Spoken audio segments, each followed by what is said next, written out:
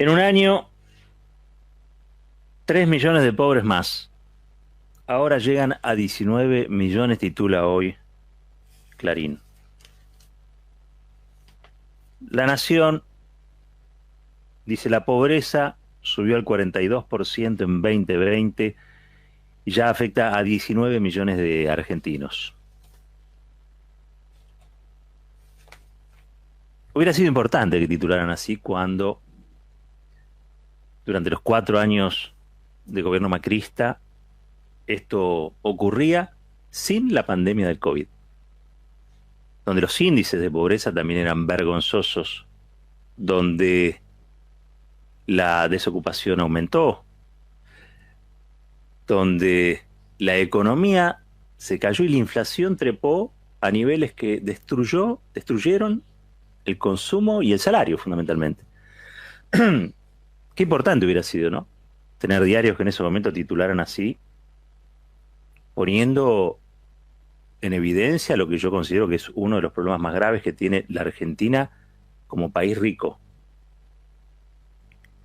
Y es que prácticamente el 60% de los pibes menores de 12 o 14 años nacen en hogares pobres. Claro, nosotros tenemos que pelear para que la pobreza no se vuelva paisaje, ¿no? ¿Se puede volver paisaje la pobreza? Yo creo que sí. Cuando uno viaja, y no solamente con ánimo turístico, y observa lo que ocurre en otros países más allá de las luces del centro, y viaja a países que son realmente pobres, ve que hay un paisaje que está totalmente aceptado. No se cuestiona, no se pelea, no se discute la pobreza. ¿Por qué? Porque discutir esa pobreza, que a todos les parece normal, es discutir la riqueza en general. Y sabemos que la historia terminó o no terminó. El otro día yo veía la discusión que tenía la calle Pou, o que intentaba plantear la calle Pou con Alberto Fernández. Y más allá de la altanería de, de la calle Pou, un hombre de la derecha, educado para ser presidente, porque cada país tiene su extravagancia, ¿no? Allá el padre fue presidente, el hijo fue presidente. En algunos países está bien visto, en otros sería nepotismo, pero no importa. A lo que iba es,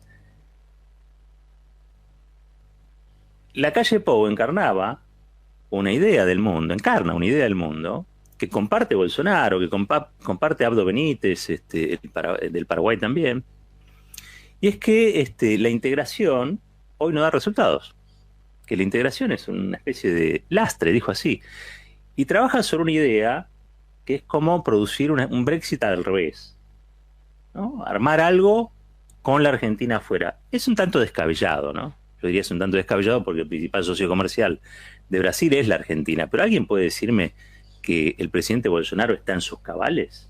¿Alguien me puede jurar que Bolsonaro es un tipo que está bien, que está en su justo medio, que está equilibrado? Entre otras cosas, lo que planteaban es que cada país pueda, o lo que plantean, o lo que subyace ahí, es que el Mercosur ya fue, que hay que sacarse encima del Mercosur político y hay que ir a una especie de Mercosur que sea puramente comercial. Porque lo que no va a salvar es lo comercial, ¿sí? Suponiendo que hay mucha gente que está dispuesta a comprar en otros países. El mundo está bastante complicado. Los arrebatos al estilo de la calle Pou se pagan caro. Es más bien la sensatez, es más bien el... Yo creo que, por ejemplo, en el hablar pausado, Martín Guzmán entiende de qué modo está hoy el mundo donde se tienen que resolver las cosas importantes. Para el resto de las cosas está el improperio, la exaltación, la altanería pueril, un poco todo eso que vimos el otro día en escena allí, cuando se trataban de celebrar, mire lo que se trataban de celebrar 30 años de la constitución del Mercosur. Y al que era el presidente pro tempore, que es Alberto Fernández, el presidente de la Argentina, uno de los socios dice, bueno, esto es un lastre.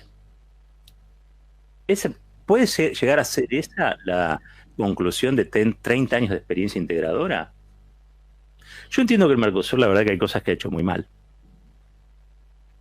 entre otras cosas, a mí me gustaría tener la nacionalidad brasilera, o la nacionalidad uruguaya, o la nacionalidad paraguaya, y no lo puedo tener. Puedo circular, eso sí. Menos mal que puedo circular, porque si no, no sé cuál hubiera sido el convenio, porque allí se construyó, me parece, o se sentaron las bases de una construcción, pero las élites de nuestros respectivos países, las élites económicas de nuestros respectivos países, han tenido una idea sobre lo que tenía que ser el Mercosur. Y realmente es una idea comercial, no es una idea política. El que subvierte esa idea es Néstor, Chávez, son los líderes de esa década luminosa que tuvo América Latina. Y que empiezan a ver que la integración, si no es política, difícilmente se logra en lo económico. O sea, la economía por sí sola no resuelve las cosas. Si la riqueza por sí sola resolviera la pobreza, Argentina sería un país igualitario. Porque si vos agarrás lo que Argentina tiene potencialmente en materia de recursos, lo cuantificás y lo dividís por cada uno de sus habitantes, todos seríamos jeques árabes. Pero no lo somos. ¿Y por qué? Porque no hay distribución. ¿Y la distribución quién la logra y la genera? La política. La derecha tiene una idea muy clara sobre lo que quiere. La derecha cree que el mundo terminó, que la historia se terminó. Lo sostienen desde los 90, ¿no? Desde que el consenso de Washington se impuso a escala planetaria. No se discute más nada. No hay nada que discutir. En realidad lo que se discute es el porcentaje de cuántos pobres vamos a aceptar. No de cuántos ricos necesitamos para que el resto no sean pobres, sino cuántos pobres están dispuestos a soportar nuestros estómagos.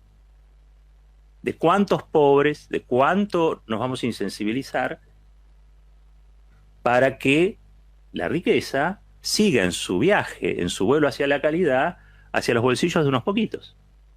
Eso torna inestable absolutamente todo. Por eso, el hijo de Lacalle, de Luis Alberto Lacalle, que era muy amigo de Menem, ¿no?, se atreve a decir lo que dijo. Del mismo modo se atreve también a transgredir Bolsonaro cuando apenas asume, creo que era su ministro de Hacienda, no sé si era Guedes o era otro el que planteaba que había que salir, había que revisar el Mercosur.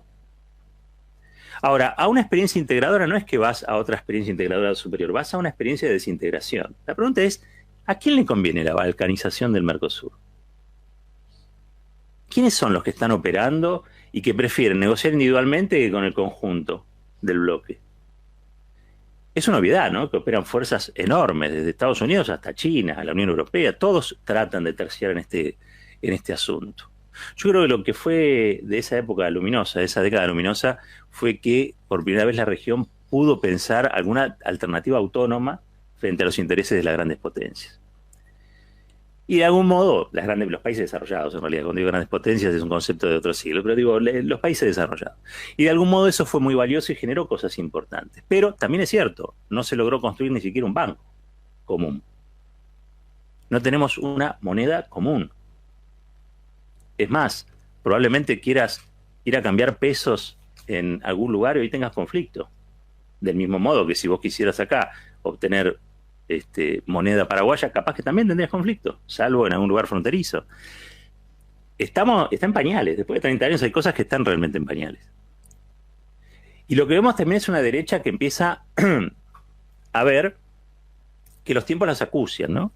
No la está pasando bien Abdo Benítez, no la está pasando bien Bolsonaro, y Lacalle Pou tampoco la está pasando demasiado bien. Ahora, todos están muy jodidos por la pandemia. Porque la pandemia es, sobre el desastre del neoliberalismo, es como la otra el otro gran desastre. Es el tsunami sobre el tsunami. Eso es lo que vemos hoy en los títulos de los diarios. Y para terminar, como esta es una pastillita nomás, volver a decir algo que a mí me parece importante que asimilemos. Y es que necesitamos un país donde haya diarios que cuando gobierna la derecha y hace crecer la pobreza, también lo pongan en sus titulares como algo dramático y tremendo. ¿Saben por qué?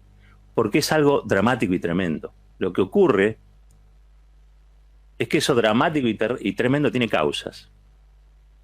Y si se nos omite, como se nos omitió durante 4 años, que esto ocurría, nos decían, no, no pasa, porque eso es lo que te dice un diario cuando no te ponen el título, no, no pasó. Difícilmente le encontremos las soluciones. Ahora, viendo estos índices, uno entiende también a aquellos que le piden al gobierno mayor velocidad, mayor premura, aquellos que ya han hecho el esfuerzo. Uno podrá decir, pero mira que es una realidad caótica. Estamos en el medio de un desastre. Estamos realmente en una situación casi diría yo irremontable por momentos. Pero a su vez, es cierto que este gobierno asumió con un objetivo y con un mandato. Que lo pueda cumplir o no también depende del grado de comprensión que la sociedad tenga de estos asuntos. Esta no es una pobreza paisajística.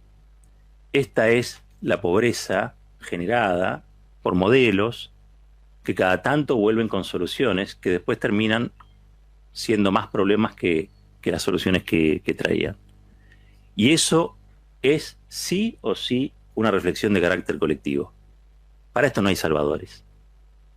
No hay modelos mágicos que de un día a otro nos conviertan en lo que deberíamos ser. Un país rico, con gente que viva medianamente tranquila, con jubilados que lleguen a fin de mes, con pequeñas y medianas empresas que produzcan a full, o un empleo casi total, y con salarios que valgan la pena. A todo eso. Para no ser pobre lo que necesitamos son mejores salarios. 17 minutos pasaron de las 10.